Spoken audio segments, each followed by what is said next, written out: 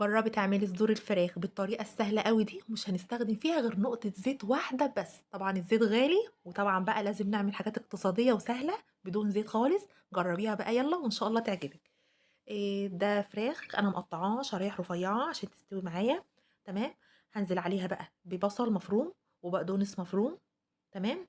وهبدأ بقى احط عليها البهارات بتاعتي اللي هو الفلفل والملح وبهارات مشكلة. أنا باحب أحط بهارات مشكلة أوي مع الفراخ، بس مش باحط أي حاجة تاني، فلفل أسود وملح والبهارات المشكلة. هاقلب بقى كويس جدًا، جدًا، وهاسيبهم بقى كده ساعة أو ساعتين في التلاجة.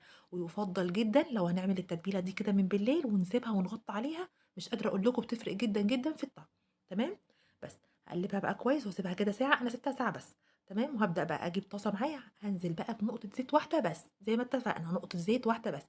هامسح بيها كده الطاسة بتاعتي أو الجريل، أي بقى صينية تعملي فيها اللي أنتِ عايزاه. تمام. أنا بقى إيه عملتها في الطاسة ديّة. هابدأ بقى أحط فيها كده إيه الفراخ اللي أنا تبلتها. هانزل بقى كده بيها واحدة واحدة كده. وأول بقى ما أقلبهاش طبعًا دلوقتي، أول بس ما أحس كده إن هي خلاص النار وصلت لها كويس جدًا وسخنت كويس جدًا، أبدأ بقى أقلبها بالشكل ده. وأقلب بقى كده. مش قادرة أقول لكم الريحة عاملة إزاي، كانت ريحتها رهيبة، رهيبة، رهيبة. ريحة شوي بقى وريحة جميلة جدًا، جدًا، جدًا. ولو أنتِ عايزة بقى تعزّزي فيها ريحة الشوي أكتر، ممكن بقى تولّعي فحمة كده وتنزلي عليها بنقطة زيت أو نقطة زبدة وتغطّيها. مش قادرة أقول لكم بتفرق جدًا كمان في الطعم أوي. بس وهي على النار كده بتلمّعيها بس كده بالزيت وخلاص بس.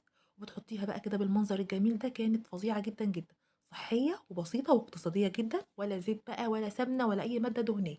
تقدّميها بقى مع مكرونة، مع رز أصفر، تاكليها بالعيش بقى مع سلطات. مش قادرة أقول لِك كانت فظيعة جدًا. جرّبوها وإن شاء الله تعجبكم. شايفين الجمال؟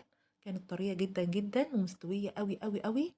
وكان طعمها فظيع أوي، أوي. جربوها. لأول مرة تتفرجوا عليَّ ما تنسونوش بقى باللايك وتشتركوا في القناة عشان يوصل لكم كل جديد إن شاء الله. السلام عليكم ورحمة الله وبركاته.